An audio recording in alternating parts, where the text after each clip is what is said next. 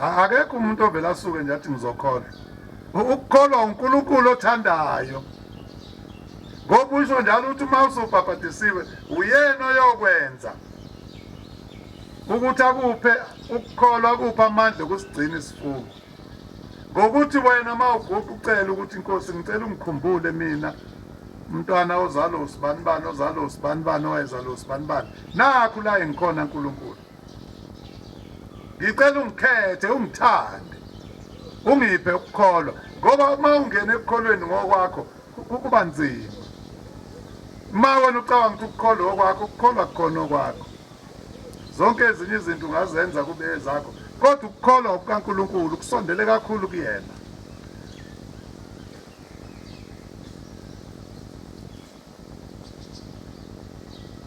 UNazaretha ke bunemigomo yobungcwele. UNazaretha njengoba bunesifungo sikaNkulunkulu bunemigomo yokugcina kwemithetho kaNkulunkulu kunemigomo yobungcwele buphelele uNazaretha. Abuzange abushodi ngalutho kuphelele. Wena umuntu ongena kubona wenza isifungo namhlanje kusasa bese uyasilahla isifungo.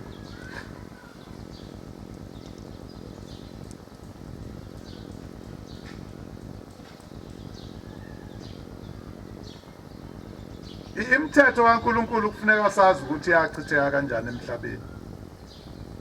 Inkosi uJesu yafika yathi ayizile ukuzochitha imithetho izogcwalisa. Inkosi uJesu kwakuwuNazaretha yagcina yonke imfundiso kaMose. Ngoba uMose uNkulunkulu wayekhuluma naye ngqo. Uyena uMose imithetho eminingi kaNkulunkulu owayimisa emhlabeni. Nabaprofeti abafika emva kwakhe nabapostoli bafike bayifakaza.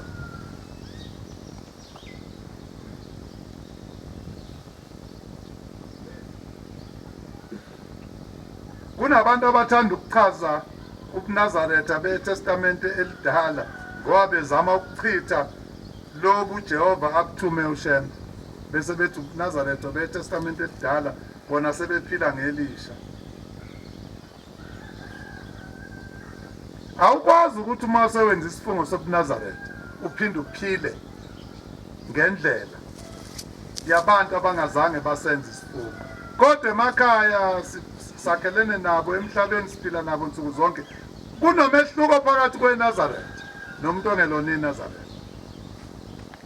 Ngoba umuntu ongelona iNazaretha akho sifungo asenzile noNkulunkulu uphila noma kanjani.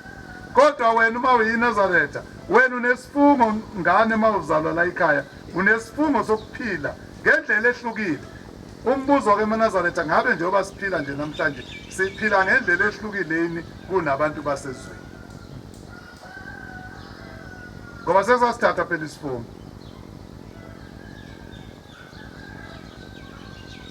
Esisho ukuthi thina sesizophila ngaphansi kwemithetho kaNkulunkulu. Ngabe siyakwenza yini lokho? Ngoba mase singakwenzi uNkulunkulu uzawusilahla. Wena khumbula namhlanje ukuthi wenza isifungo sokuthi uyawuhlala endlini kaJehova kuze kube sekupheleni kweinsuku zakho. Uma uphuma la phakathi kwalomuzi uye ekhaya isifungo simile kuwena.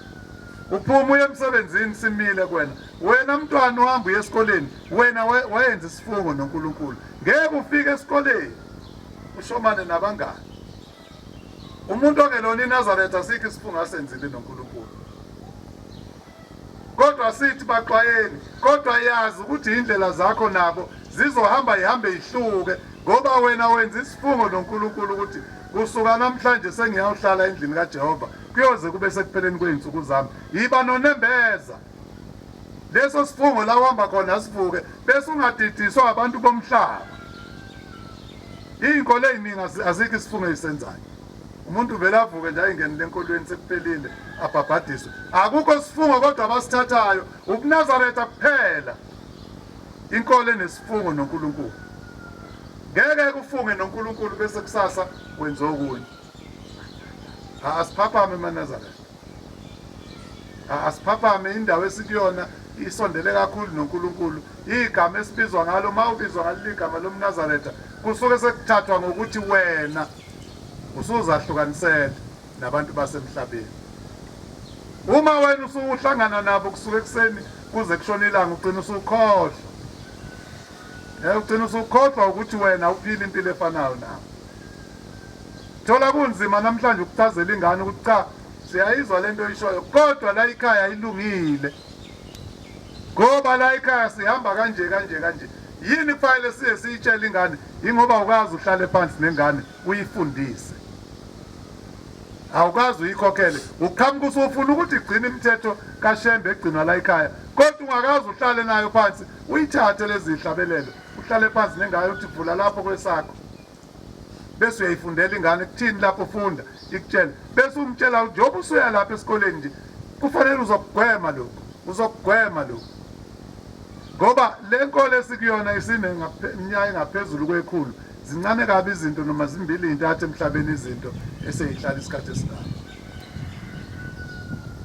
Nathi ishwa selisificile ngoba sekunenqwaba yamabandla athi akaShembe kodwa akhuluma izinto eziphambene nafundisa izinto eziphambene nemfundiso kaShembe yokuNazaretha. Inqwaba yamabandla namhlanje abizwa ukuthi akaShembe. Kodwa mawuthi uyasondela bese uzwa sekukhulunywa izinto ezihlukile ukuthi uShembe wathi kushiwo into uShembe angazange ayisho. Kodwa ke uNkulunkulu azange kusifice lokhu nesho. uNkulunkulu wavuma nathi komubi. Emzini wasekuphakameni uNkulunkulu wavuma namaNazaretha. Ingakho inkosi ilanga beyithola ikhala ngoba uNkulunkulu wayeseyikhombise into enzima ezawukwenzeka emva kwayo. Ishiya enkonzweni ingasabusisanga bayithola endlini yakhala. Yileso sikhathi uNkulunkulu avuma ngaso namaNazaretha ukuthi uzawuthi uma uhamba emhlabeni labantu sebezophuma endleleni.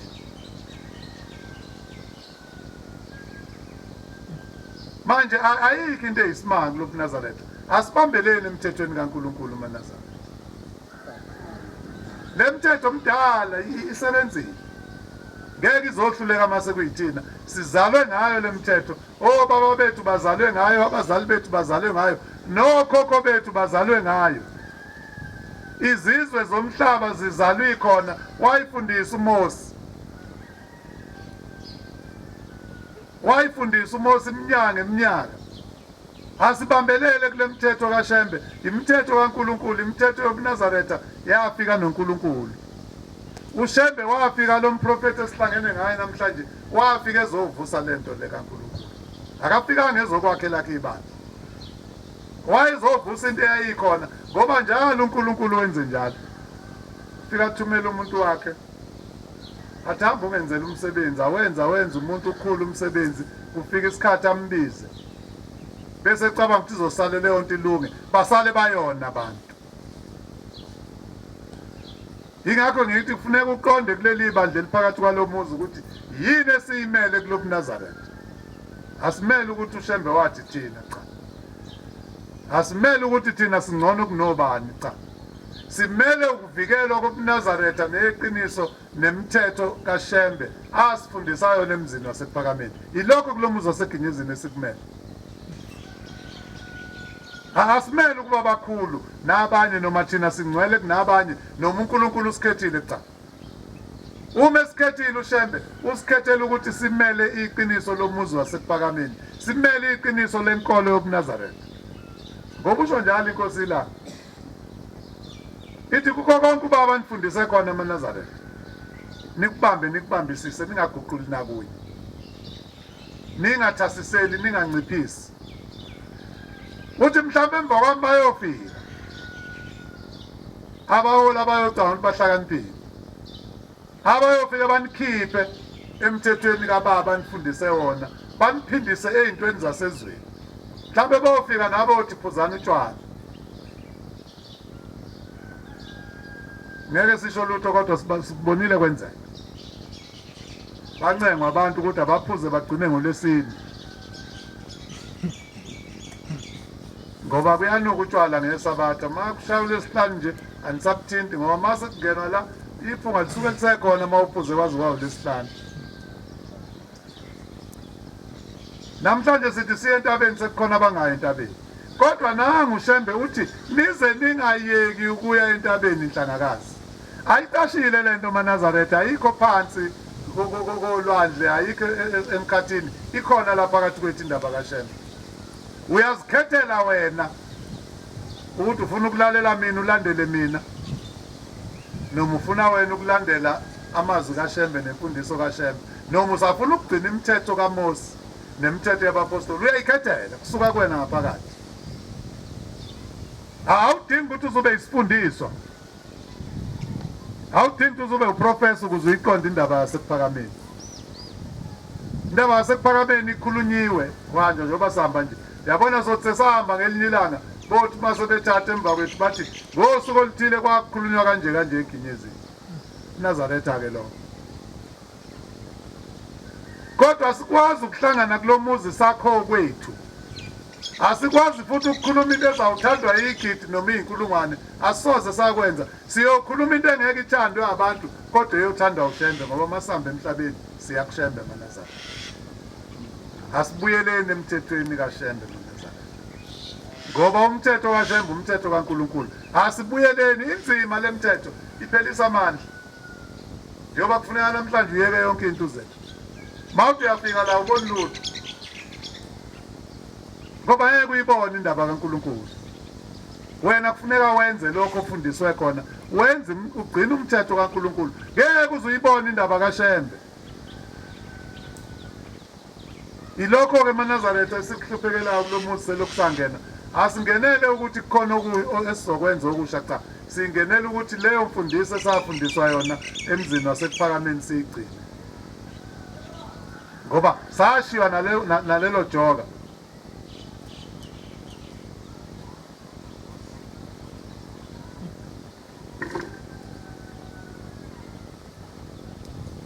inkolo yobuNazaretha indala kakhulu uMose wayihamba ngayo inkosi uJesu yayihamba ngayo nabaprofeti nangesikhathi kaJesu ingakho uma uzofunda izenzo zama-24 ivesi lesihlanu lefundeka kanje ngokuba le ndoda siyifumene iyishinga ivusa ukwambuka phakathi kwabaJuda ezweni lonke iyinhloko yohlelo lamaNazaretha kushiya uPawuli bayambamba uPawuli kaIsrayeli uyashumayela sebembeka icala yini icala lakhe kuthiwa simfumene izenzo 24 verse 5 kuthiwa simfumene iyishinga le ndoda izovusa ukwambuka phakathi kwabaJuda ezweni lonke eyinhloko yohlelo lamaNazaretha Apostoli uPawuli lo iyo leyo ndaba uShembe afika ivusa kulelizwe uNkulunkulu umsusete abazwe nje uyabuza uthi uNkulunkulu nje ukuthi angihambe ngiyoshumayela nje yini mina ehlukile engizakuyikhuluma bakhona befundisi uthi uNkulunkulu cha lawo befundisa ongitshela ngabo sebefundisa imfundiso zabantu zezwe abasafundisi imfundiso yami wena hamba uyongivusela ubuyisela abantu bami endleleni engangibanike yona uNkulunkulu indlela ayebanikile abantu ile yobuNazaretha indlela yokugcina isabatha njengoba silapha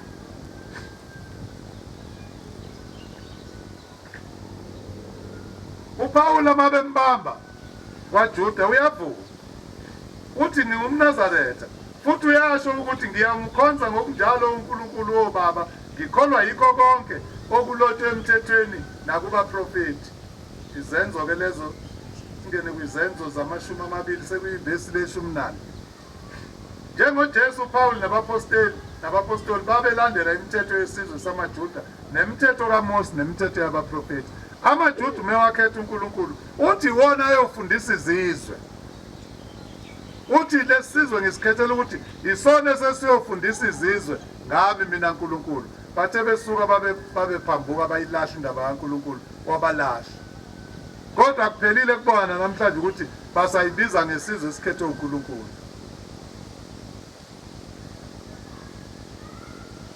uJesu mekhuluma ngoMose uthi ningacabanga ukuthi ngiyakunimangalela kuBaba ukhona onimangalelayo uMose enethemba kuye nani maNazaretha ningacabanga ukuthi umuntu uyonimangalela kuShembe cha. Kepha uShembe nithemba kuyena uyena uyonimangalela uNkulunkulu uma niyiphula imithetho yakhe. Ngokuba uma benikholwa nguMose beniyakukholwa yimina. Ngokuba yena waloba ngami. Kodwa uma ningakholwa imbhalo yakhe niyakukholwa kanjani ngamazwi ami na?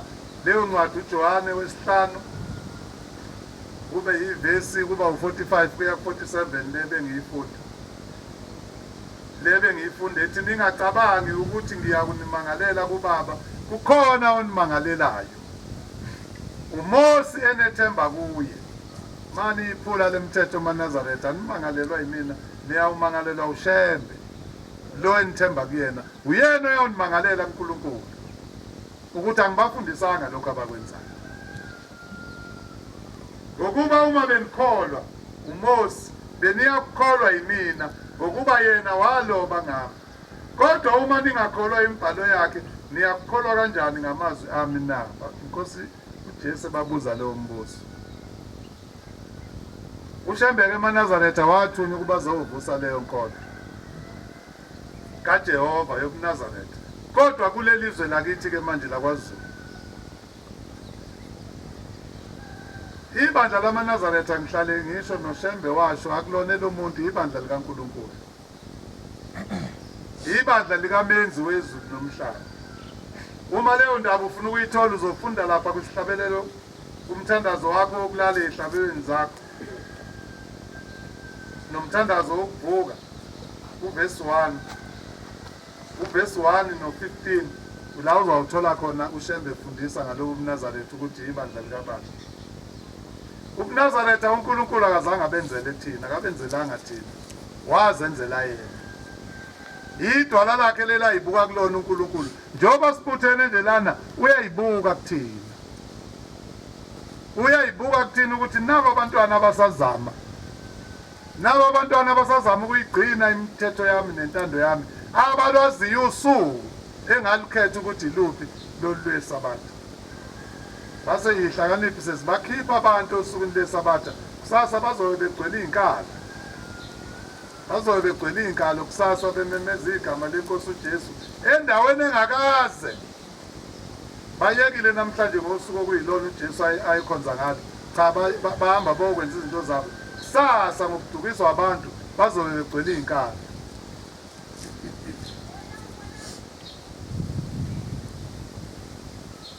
Leli bandla njoba ngihlale ngisho noShembe anifundisa lakhelwe phezu kwemithetho kaMose. Etholakala kulezi incwadi ma uthanda ukufunda iBhayibheli uyovula kulezi incwadi. Ma ufuna ukuthola imithetho ibandla lamaNazaretha lakhelwe phezu kwayo. Uyavula uExodus. Uyathola ibandla lamaNazaretha lakhelwe phezu kwayo imithetho. Kube uLeviticus, kube uNumeri, kube noDeuteronomy. Akazi uShembe athi akulandelwe yena nemithetho yakhe. Wakhuluma impilo yakhe yonke. Ulokhu ekhuluma into eyodwa nje. Akulandelwe imithetho kaNkulunkulu anilobela yona ngenceku yakhe uMose. Uma ikuhlula uhlulwa imithetho kaShembe, uhlulwa imithetho kaNkulunkulu.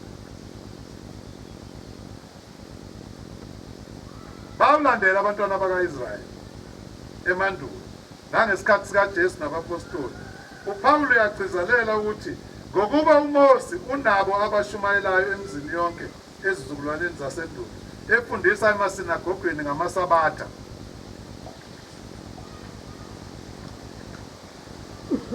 Leyo ncwadi uyithola leyo izenzo lekhulunywa uPawulu la uyithola kwizenzo ze15 isigatshana sama21. NjengoMose uShembe imithetho uyithole kuNkulunkulu. Sihlangene ngayo nje namhlanje iyona into esizoyidumisa namhlanje. Sizokhumbula lokho, sizokhumbula leyo mfundiso. Kodwa imithetho wayithola ngqo njengoMose.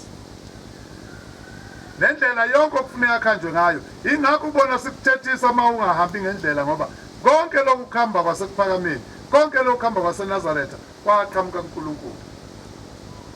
Akukho nakunye siyohlangana sikuguquka. Wena uma uhluleka nje uyahluleka. Ungayithethelela ngayo yonke indlela kodwa uyahluleka ukuyigcina inkambiso yokuNazaretha.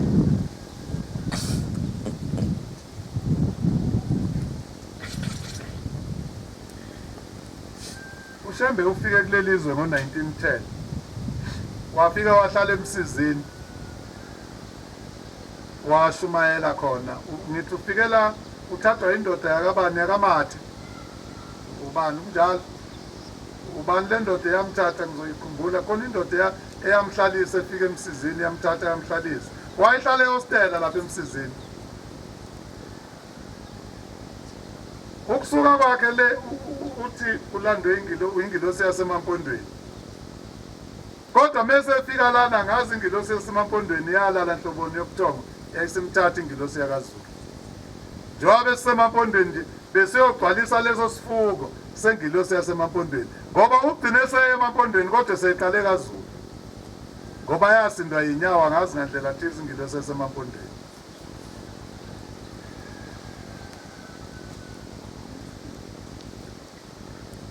munye uNkulunkulu maNazaretha munye uNkulunkulu esinayo munye uNkulunkulu emhlabeni uJehova kuphela ongabonwa ngamehlo kepha nina nithi uma nibonga imisebenzi uShembe anenzele yona bese nginichazelile ngalonkulunkulu wenu okuthiwa uNkulunkulu kaShembe lo uNkulunkulu wenu ulandela ugcina imithetho kaNkulunkulu owadala izulu nemhlaba Shembe akazi athi uNkulunkulu ithina abamlandelayo sisho njalo uma sibona imisebenzi yobuNkulunkulu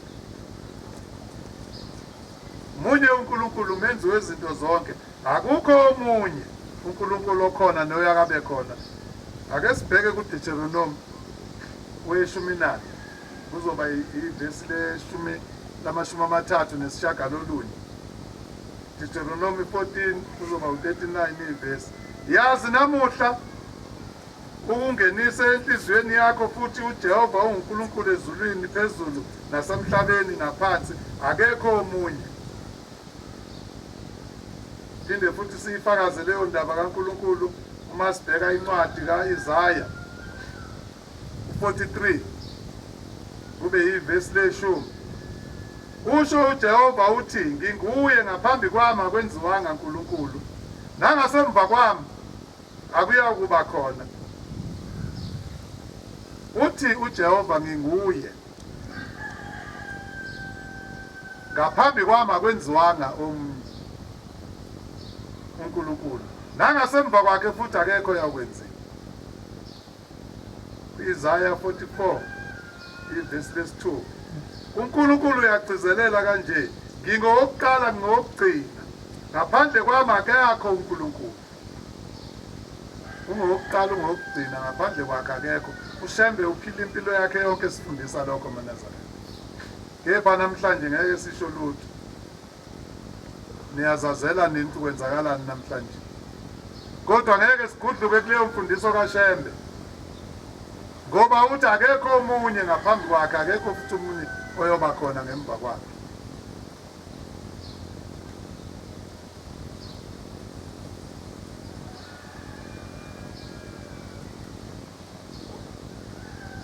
mawuya encwadini weExodus wevesi lamashumi 33 isikhatshana samashumi 20 uJehova wathi awunakubona ubuso bami ngokuba akekho umuntu ongangibona aphile ingakho ugcina ngokuzwizwe ubuso bakhe ngeke uzubone ngoba ukwambona ngeke uphile ma uShembe esesilobela emthuma uNkulunkulu asilobele lezi hlabelelo nemthandazo uthi kweminye yemithandazo yakhe weSabatha udumo malube kuye owenza izulu nomhlaba uvesi 51 loyo phela nguJehova owenza izulu nomhlaba akekho umunye uthi uShembe konke ukubonga kwethu nodumo kwethu asilibhekise kuyena owenza izulu nomhlaba njengoba silapha nje sibonga yena asizile kuzawubonga komunye umuntu sizobonga kuyena owenza izulu nomhlaba ngoba akekho omunye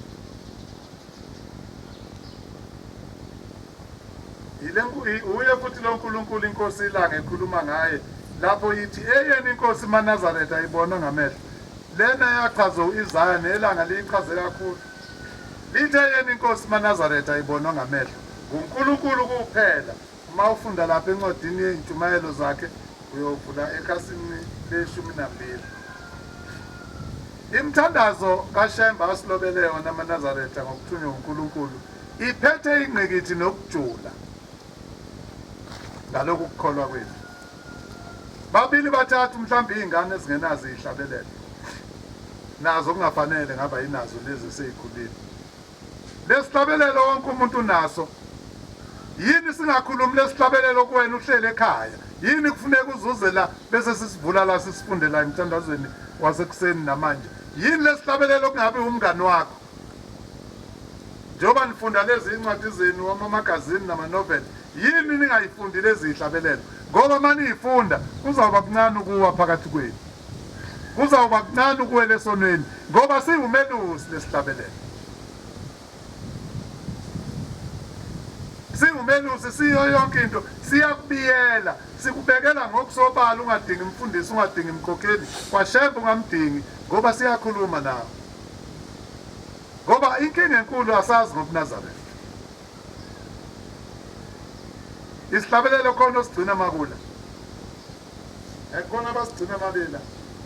Uyozaphinda asivule mase ngene etempelini ngesonto elizayo. Asithintwe ekhaya. Manje uma ungasithinta ekhaya uzofunda kanjani ngobuNazaretha? Uzoba nalo kanjani uvalo? Uzoba kanalo kanjani uvalo ngoNkulunkulu? Uzoba nalo kanjani uvalo ngoShembe? Ngoba ngisho lezi siyihlabelelayo umuntu uyayifunda ithina sithi ihlabelelo empeleni ziyashumayela intshumayelo. Abukho umzimba obhekana nabo emhlabeni ongeke uma ufika ekhaya uthatha isihlabelelo usivula ududuzeke kubona. Awekho amazwi ongeke uwathole uma ufika ekhaya uthatha isihlabelelo uhluphekile ukhathazekile emphefumulweni bese usifunda. Akukho la ungeke ungaswela khona. Kodwa wenze njani wena? Uthi uma usuhlukumezekile kukhona okuphethe kabi khala ucingo. Uma unenkinga nje khala ucingo. Uthinta mina. Ave sengiphoxekile.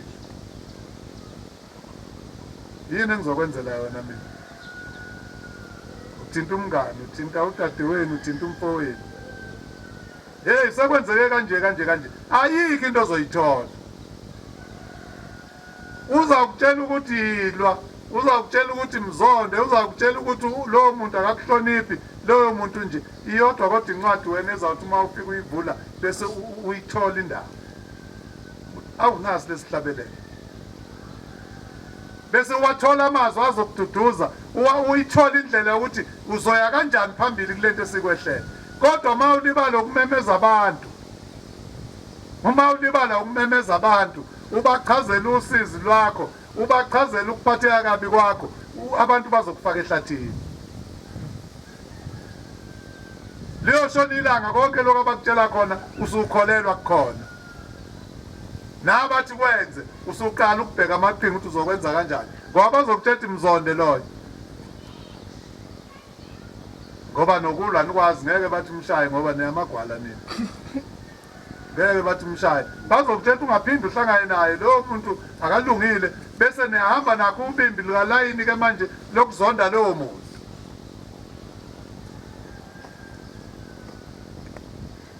uNkulunkulu akasikhumbule eManazaretha. Akanikhumbule uNkulunkulu aneswele mina. Nina nihluphekile. Niyisa nini ekuhluphekile.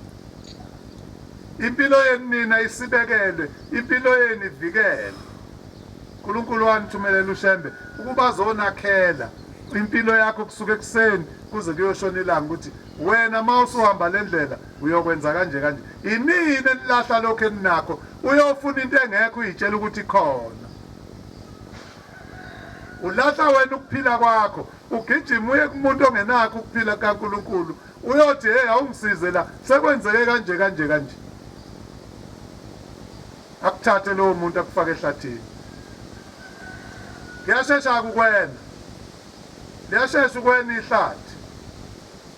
Liyashesha ukwena ihlathi. Lithi liyoshona ilanga usuvele ngokhakha ehlathini. Ake uNkulunkulu ake sifundise eManazaretha ukuzama ukuphila ngeqiniso. Masingazama nje ukuphila ngeqiniso likaNkulunkulu, ngeqiniso lo babamkhulu bethu sizelwe kule mizi esizelwe kuyona, okuningi ngeke siyithwese khona kuyimthwalo. uNkulunkulu akasikhumbule.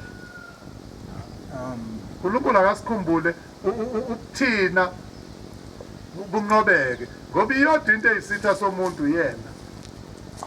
Njengoba uhleli nje wena oyisitha sakho, hayo kude uwena oyisitha sakho njengoba uhleli nje. Kukhona lento ebusa umhlaba namhlanje, wonke umuntu unenkinga ngoba akekho umuntu onenkinga ngoba onile la nala wathatha iy'nqumo ey'ngafanele. Wonke umuntu unenkinga ngoba ema ecabanga nje umuntu, mina ngaba ngihlupheki ukube akayeki nokuthi ukuba ubaba wenza kanje, umama ukube wenza kanje, ukuba umfowethu wenze kanje. Wonke umuntu unalento embusayo yokuthi kukhona umuntu okuyena oyimbangela yempilo oyiphilayo. Umuntu oyimbangela yempilo oyiphilayo wena. Konke sibhekene nakho namhlanje siyifake thina kukhona. Ithina futhi esingayikhipha kukhona ngokuthi uhlale phansi ube neqiniso kuwena ukuthi uyazini lento khona kuthiwa yenziwa kanje, yona ngayenza kanje kanje, kodwa isinomthelelo ekutheni ibuye namhlanje ngilandela. Uyihloniphe impilo. Ngihlale ngiyikhulume lento ukuthi uze uyihloniphe impilo, ngoba inamandla. Impilo ikuphethe. Impilo iyona ekuphetha kuwena oyiphethe. Kusasa njengoba sihlelelana kuyisonto, ithini yethu njengoba samaNazaretha ithi kusasa kufuneka sivuke siyomdumisa ngey'gubhu ngokuseni.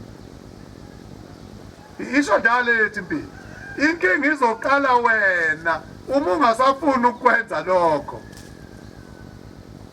Inkinga izoqala lapho uma wena usuzakhela okwakho manje, okuhlukile nokuthi njengoba silana nje indlela ibheke emgidini kusasa.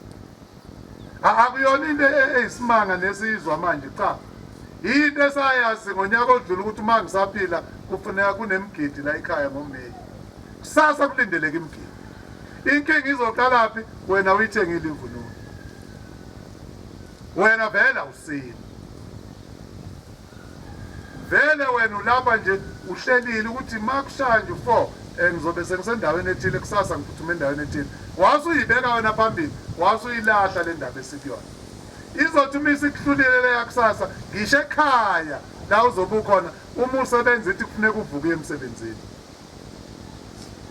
Uma ungazange waphumula ngokwanele, ube usuqala mase kufanele uvuke ukuthi ngeke ngisaphumeleli, ake ngiye kadokotela ngoshaya incwadi. Uma ususebenzile wathola lowo mvuzo, iyashe ekhaya ukuthi la ekhaya kufuneka kwenziwe ukuthi nokuthi nokuthi. Bese wena ukhetha ukukuziba lokho. Niyihloniphe impilo maNazaretha. Uyihloniphe impilo. Ungacabanga ukuthi impilo izwa wena. Impilo itshela wena ukuthi yenzani. Impilo iyakhuluma nawe insuku zonke. Uwena ongafuni ukuyilalela ngezathu zakho bese uchibiyela. Kodwa into engifuna ukunikhipha kuyona, ake siyeke ukukhomba abanye abantu ngey'nkinga zethu esithuka sibhekana nazo, bese ethi umuntu nje ingenxa yokuthi cha kukho lokho. Lezi ingane ey'ncane niy'donsa ngey'ngalo ezingakafiki ngisho ko-matric izona ey'ngasho njalo. Uma usukhulile usungaka nje ubungaka nje, akasekho umuntu obhekene nempilo yakho. Iy'nqumo oyithatha namhlanje wenene ukhala ubokwazi ukuthi sizobuya kusasa empilweni. Iyahlonishwa impilo. Iy'nqumo oyithatha manje udiniwe, khona namhlanje odinwayo ozolala ejele. Ukhona osediniwe manje wathatha isibhamu, wathatha ummese, wathatha imbazo, udiniwe.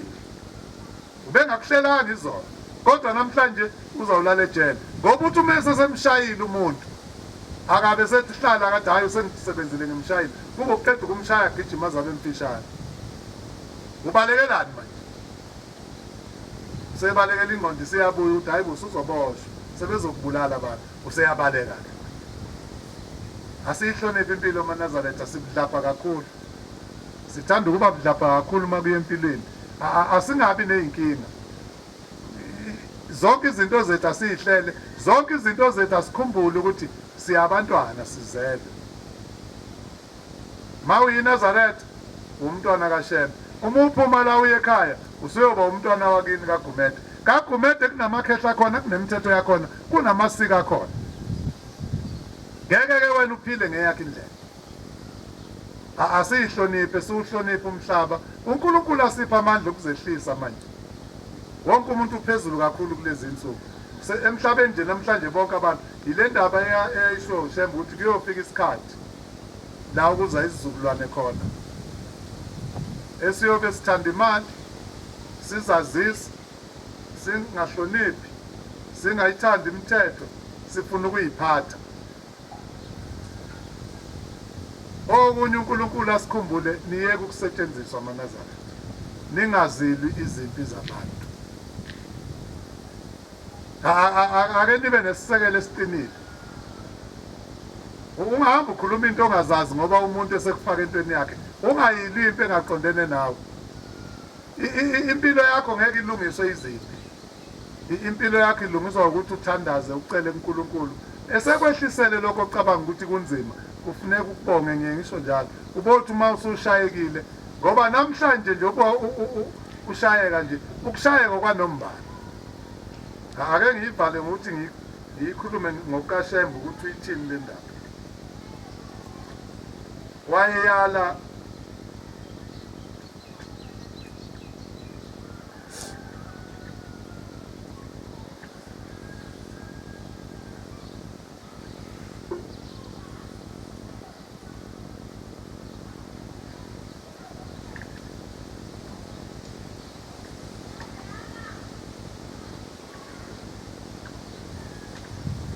izeluleko lezi zomprofeti njengoba sihlangene ngaye nje ayeyala ngazo.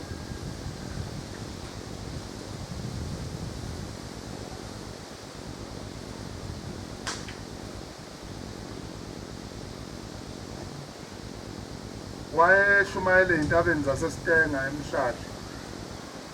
Uthi uma ukhumbula ukuthi obaba bethu bonile kuJehova, asibuze ukuthi singasinda kanjani thina. Ngokuba manje siyalima, asitholi lutho, selula izandla zethu kumandiya nakubelungu ukuthola okuncane okwethu. Asinalutho okuvela ezandleni zethu. Mayiseduze incwadi yesililo ayifunde omunye. Isililo sesihlanu kube isigatshana sesine.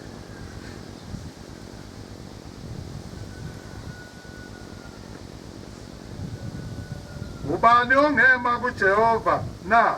Imina cha. Ngingeke ngema ngubani olaziyo icebo likaJehova na? uJehova kakhethi umuntu, nesimo somuntu nakuhlakanipha kwamuntu. Lungile mani ngayitholi. uJehova kakhethi umuntu. uJehova kanakuhlakanipha komuntu. Kunjalo ke mfundisi. Okuthiwa umfundisi iloyo okhethwe uJehova. Okhethwa abantu wenza intando yabantu umfundisi. uJohane 7 ivesi 15. Umuntu okhethwa uNkulunkulu ukuba abe ngumphathi wezwi lakhe uyamngcwelisa ngomoya wakhe, abe ngcwele namathambo akhe. Uyofunda incwadi yamakhosi uma ususekhaya okuqala, isahluko se-12 nese-13 nesika-20. Uma umuntu engowaNkulunkulu ecela into iyenzeka.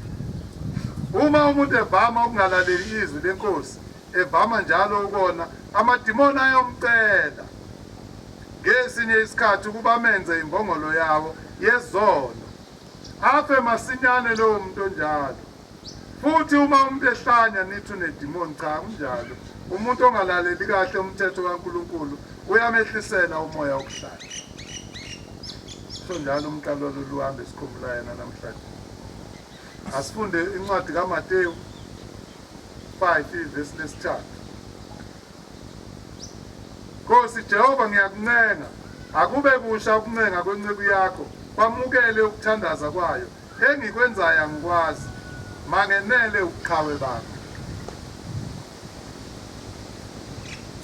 uma ngiphambi kwabantu bakho ukubakhulumela ngawe mangikhulume lokho okuthandwa nguwe kuphela nokuphela kuwe ngingazi lutho. Yiba ngomlomo wami Nkosi uma umuntu enikela umnikelo kuJehova, uJehova engasho ukuthi akawunikele, akawamukeli, kuyisono kuJehova. Ungazincomi, ungazithetheleli. Wayekhuluma le ndaba esemqeku kwaku-20 May 1932 umqalo walolu wami. Uthi ukuzincoma kusesizalweni senhliziyo, intokozo kaNkulunkulu ikubo bonke abangcwele, ngoba uNkulunkulu akabheki ukuzincoma komlomo. Lokho ngokwabantu, uThixo ubheka isiqu senhliziyo. Ngokwabantu umuntu angazincoma azithethelele phambi kwabantu, akunjalo kuNkulunkulu.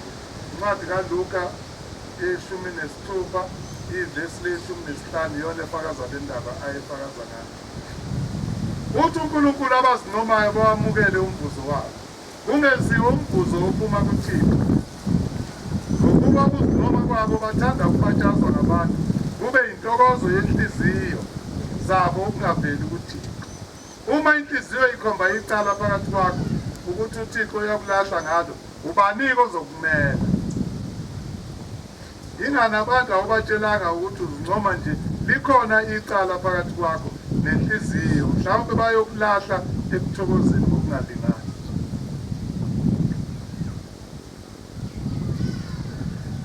Mkhulu umsebenzi uNkulunkulu awenzile ngoShembe phakathi kwethu.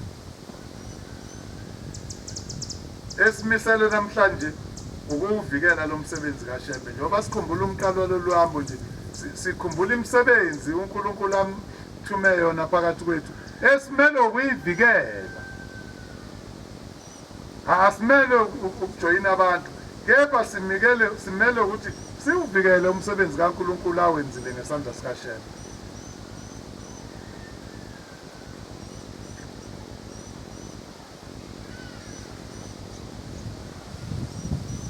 Khona umthandazo omkhulu osilahlayo kweminye imithandazo yakhe yokugcina ile ayenze entabeni Nhlangakazi. Lo mthandazo uthazwa yiNdiya uNoyinkomo. Lelo Ndiya lalikholwa la ekhaya, laliyiNazaretha kodwa liyindiya. Uthandaza isikhathi eside akasaqedi. Seliyamuzwa umthandazo wakhe oweminye yokugcina. Uthi Nkosi, njengoba usuzangithatha, ngicelela nabo abantu bakho ukuthi uzubakhumbule, bahlale njalo beya nganxanye njengamanzi bangahlukani.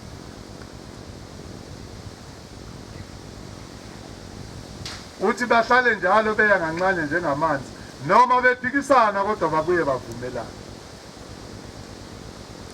Bese ubuka thina-ke namhlanje esiyibiza ngamaNazaretha akhe, ngabe yikho yini lokho esikwenzayo? Ngoba uma singakwenzi lokho kusho ukuthi siqhelelene naye, kusho ukuthi siyamphikisa, kusho ukuthi siyamphikisa uShembe. Wasicelela kuNkulunkulu ukuthi ucela ukuthi sihlangane, sithi noma siphikisana kodwa kushona ilanga sesibuyisene, singaphambani.